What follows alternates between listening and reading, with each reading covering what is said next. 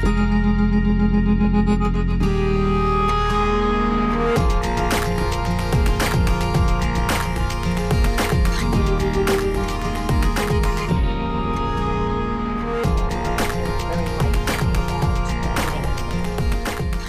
Jami Floyd. Welcome to TED Talks in NYC, the series that brings TED.com's celebrated conversations to television and keeps the conversation going with some of the brightest minds in New York City. In today's tough economic times, homelessness is a bigger problem than ever before, and that's the focus of this week's show, how the face of homelessness has changed and how are we helping the situation here in the city. The answers may surprise you. To jumpstart the conversation, we begin with journalist Becky Blanton and her 2009 TED Talk.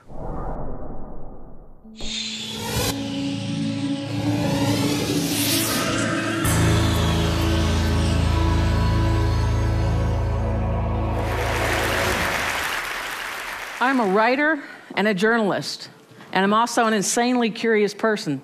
So in 22 years as a journalist, I learned how to do a lot of new things. And 3 years ago, one of the things I learned to do was to become invisible. I became one of the working homeless. I quit my job as a newspaper editor after my father died in February of that same year and decided to travel. His death hit me pretty hard, and there were a lot of things that I wanted to feel and deal with while I was doing that. So I've camped my whole life, and I decided that living in a van for a year to do this would be like one long camping trip. So I packed my cat, my Rottweiler, and my camping gear into a 1975 Chevy van, and I drove off into the sunset, having fully failed to realize three critical things. One, that society equates living in a permanent structure, even a shack, with having value as a person. Two, I failed to realize how quickly the negative perceptions of other people can impact our reality if we let it. And three, I failed to realize that homelessness is an attitude, not a lifestyle. At first, living in the van was great. I showered in campgrounds, I ate out regularly, and I had time to relax and to grieve. But then the anger and the depression about my father's death set in. My freelance job ended, and I had to get a full-time job to pay the bills. What had been a really mild spring turned into a miserably hot summer, and it became impossible to park anywhere without it being very obvious that I had a cat and a dog with me, and it was really hot. The cat came and went through an open window in the van. The doggy went into doggy daycare, and I sweated. Whenever I could, I used employee showers in office buildings and truck stops, or I washed up in public restrooms. Nighttime temperatures in the van rarely dropped below 80 degrees Fahrenheit, making it difficult or impossible to sleep. Food rotted in the heat. Ice in my ice chest melted within hours, and it was pretty miserable. I couldn't afford to find an apartment, or couldn't afford an apartment that would allow me to have the Rottweiler and the cat, and I refused to give them up. So I stayed in the van. And when the heat made me too sick to walk the 50 feet to the public restroom outside my van at night, I used a bucket and a trash bag as a toilet. When winter weather set in, the temperatures dropped below freezing, and they stayed there, and I faced a whole new set of challenges. I parked a different place every night so I would avoid being noticed and hassled by the police. I didn't always succeed. But I felt out of control of my life. And I don't know when or how it happened, but the speed at which I went from being a talented writer and journalist to being a homeless woman living in a van took my breath away. I hadn't changed. My IQ hadn't dropped. My talent, my integrity, my values, everything about me remained the same, but I had changed somehow. I spiraled deeper and deeper into a depression, and eventually someone referred me to a homeless health clinic. And I went. I hadn't bathed in 3 days. I was as smelly and as depressed as anyone in line. I just wasn't drunk or high. And when several of the homeless men realized that, including a former university professor, they said, "You aren't homeless. Why are you really here? Other homeless people didn't see me as homeless, but I did."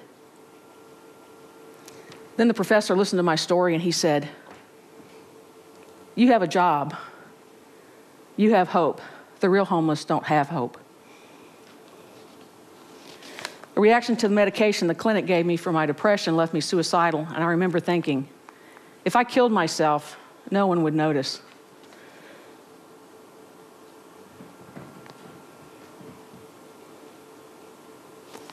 A friend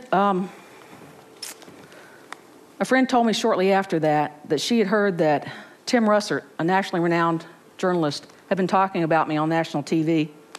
An essay I'd written about my father the year before he died was in Tim's new book, and he was doing the talk show circuit, and he was talking about my writing. And when I realized that Tim Russert, former moderator of Meet the Press, was talking about my writing while I was living in a van in a Walmart parking lot, I started laughing. You should too. I started laughing because it got to the point where, was I a writer or was I a homeless woman? So I went in the bookstore and I found Tim's book. And I stood there and I reread my essay and I cried because I was a writer. I was a writer. Shortly after that, I moved back to Tennessee. I alternated between living in a van and couch surfing with friends, and I started writing again. By the summer of the following year, I was a working journalist. I was winning awards. I was living in my own apartment. I was no longer homeless, and I was no longer invisible. Thousands of people work full and part-time jobs and live in their cars. But society continues to stigmatize and criminalize living in your vehicle or on the streets. So the homeless, the working homeless, primarily remain invisible. But if you ever meet one, engage them, encourage them, and offer them hope. The human spirit can overcome anything if it has hope. And I'm not here to be the poster girl for the homeless. I'm not here to encourage you to give money to the next panhandler you meet. But I am here to tell you that based on my experience, people are not where they live, where they sleep, or what their life situation is at any given time. 3 years ago, I was living in a van in a Walmart parking lot. And today, I'm speaking at TED. Hope always, always finds a way. Thank you.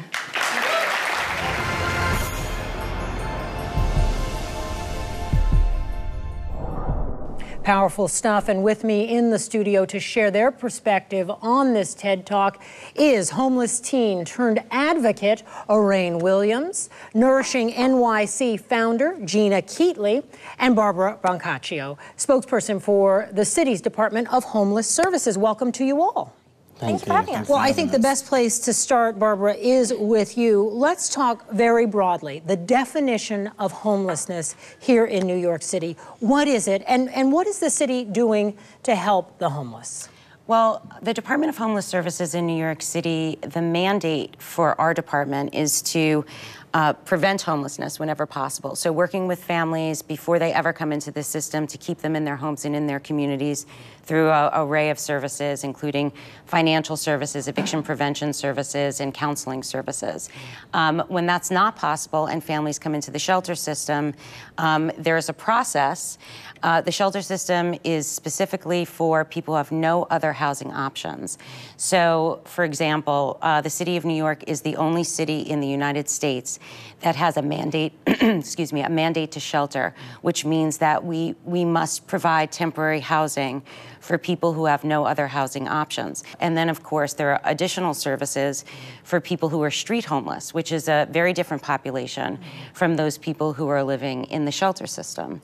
So we're working with a variety of definitions of homelessness, actually. And Becky Blanton's story was very personal. It was a reflection on her own experience, her year of being homeless.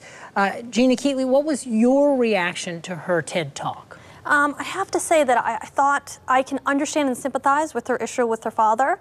I do not consider her homeless. I think it's, she's doing journalistic research.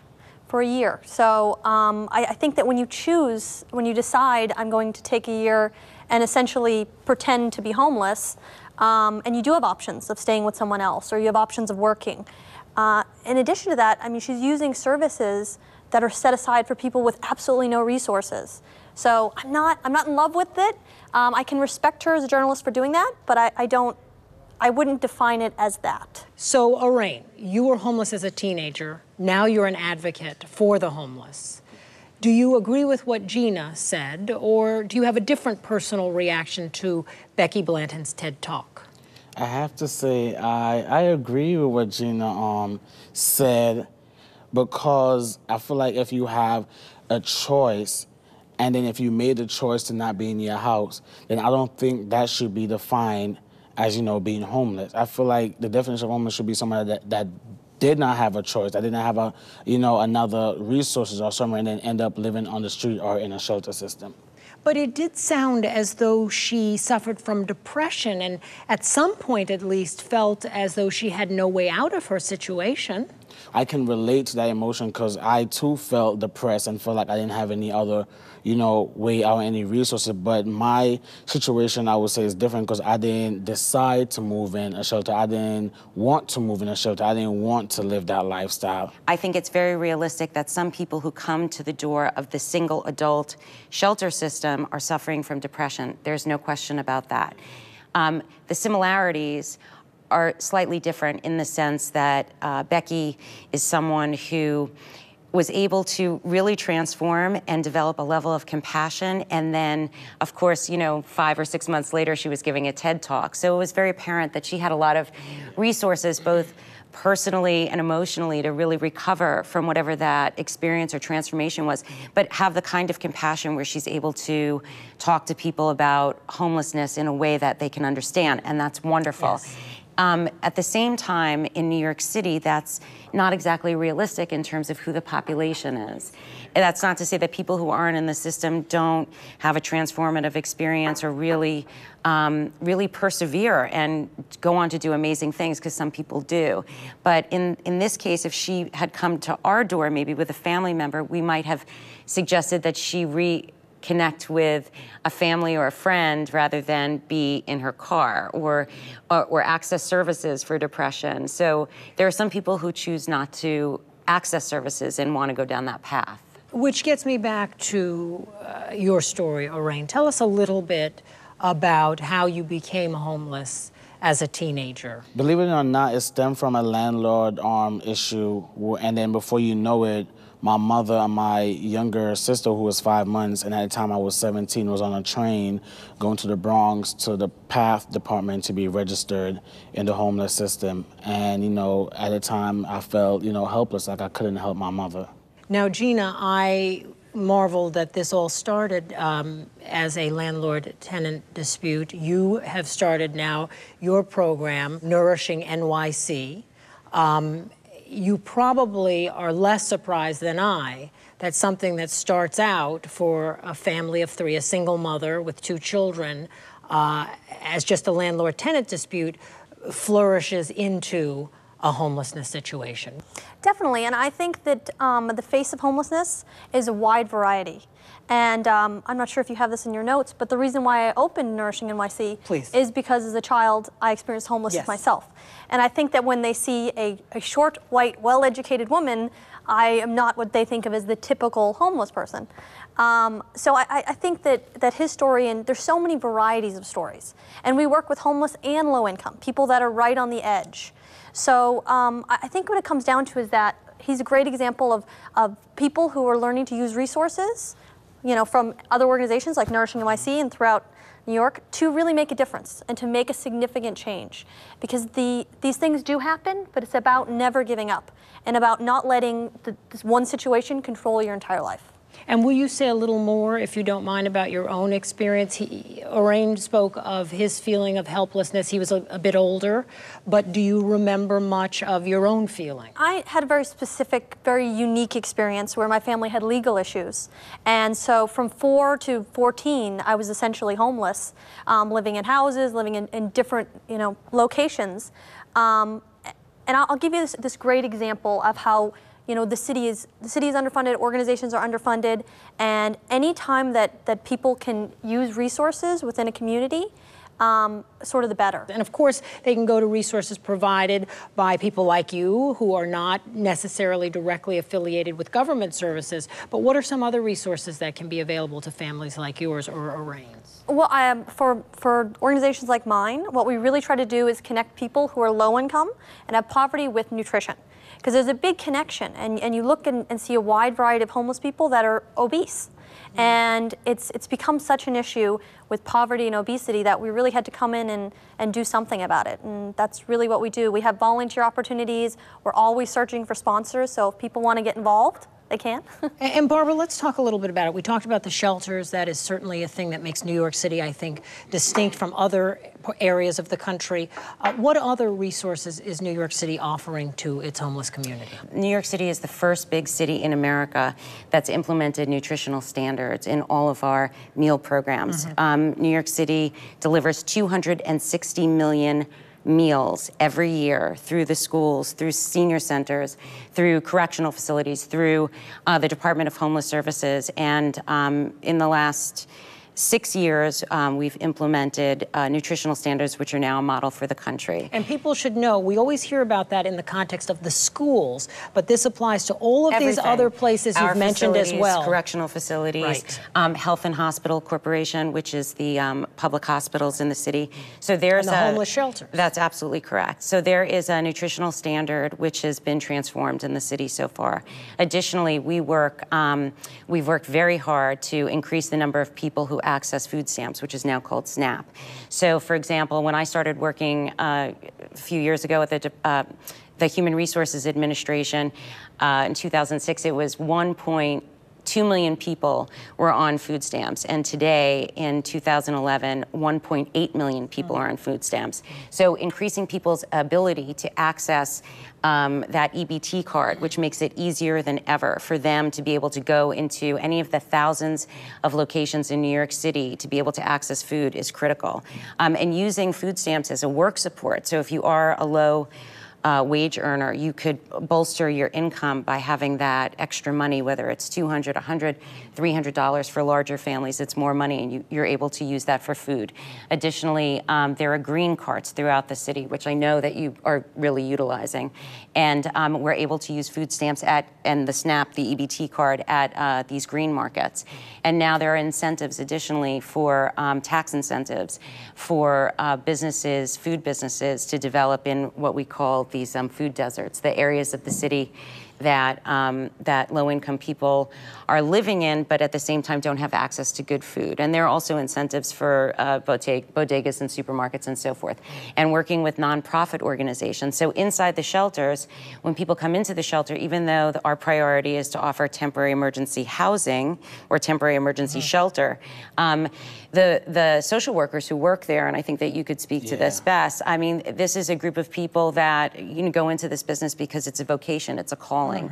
So their work is not just to sort of organize the shelter, but connect people to social services in the community so that some of the other issues can be addressed. So, Orayne, let's have you speak to that. Yeah, how about the social workers and the rest of it? How well do all these programs really speak to the needs of the homeless? I can really speak on that. Plus, I'm taking social work class, and the category of social worker that Barbara was describing is basically categorized and called the broker, where social workers serve as like a resource person for resident in the shelter, where they connect you to different resources that you need. For example, I know when I moved in to the shelter, my social worker, the first thing she asked me, she was like, are you comfortable at your school? She was already have a list of schools that's closer to the shelter that she was like, if you want, we can, advocate for you to transfer to go to that school.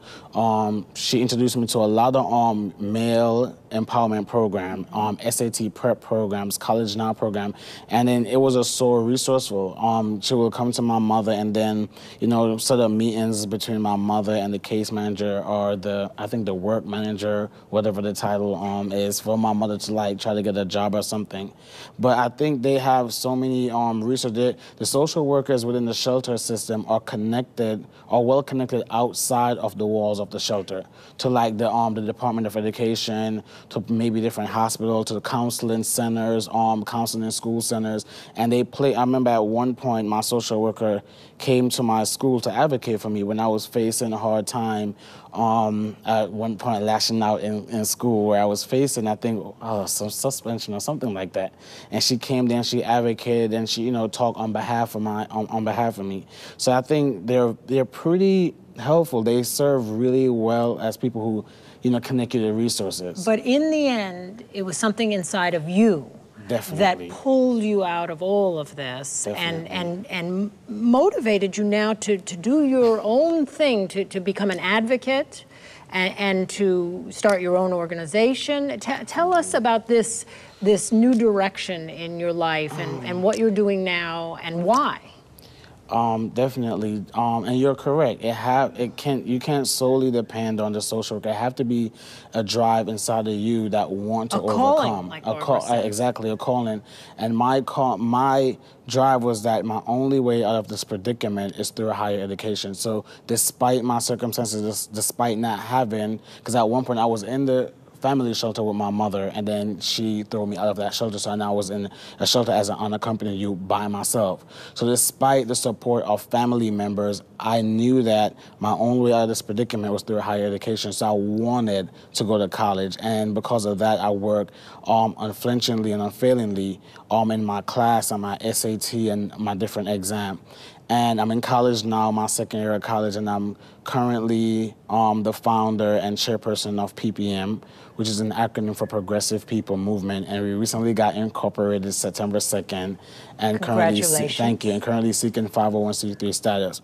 What PPM does is we work with at-risk youth. And when I say at-risk youth, those in the shelter, inner city, shelter and inner city currently, and such as students in high school and middle school, and hopefully looking towards working with those incarcerated. And our mission is to equip young people with 3 fundamental tools, which are goal-setting skills, decision-making skills, and communication skills. And we do this through vigorous activities and workshops under the 4 components that we have, which are mentoring, college readiness, overcoming obstacle, and advocacy component. The main concept is to keep young people working with and servicing young people, because I feel by doing that it eliminates the notion that young people are oftentimes a part of the problem. And my main motivation is that I feel like if I can do it, and I could not have done it without a support system. So I want to be the support system for youth who are facing the challenges that I have been through. So being that support system, they can overcome just as I overcame my tough times. And we should say that the Daily News made you its success story of 2010. So I want to get that little shout out. Now, Gina, I want to. You're also a huge success. And how much of what motivates you is rooted in your personal story of homelessness, not just in Nourishing NYC, but everything that you do? How much of it, of your life story, is about that struggle? Well, I think that it's my entire personality. I think a lot of people that are sort of the way I am, very aggressive, very, I have to constantly be moving forward, I'm always striving for success, is because I've experienced, obstacles to overcome, and it defines me. And regardless how successful I become, I still have that drive and push. And I have to say the best thing is when you turn that on in someone else, and you can see that start to go. Because at Harlem and throughout all the boroughs that we work, when I see that somebody, I think, all right, I did my job, moving on. It's nice to see it and kind of have it move on. Right? What's the biggest misconception of the homeless? That you want to touch on that too? Okay, let's quickly each go around. What's the biggest misconception? I would say that everyone who's homeless is a drunk or lazy. I think people have circumstances, and again, I have a unique circumstance because as a child, I didn't have, a lot of say what was going on.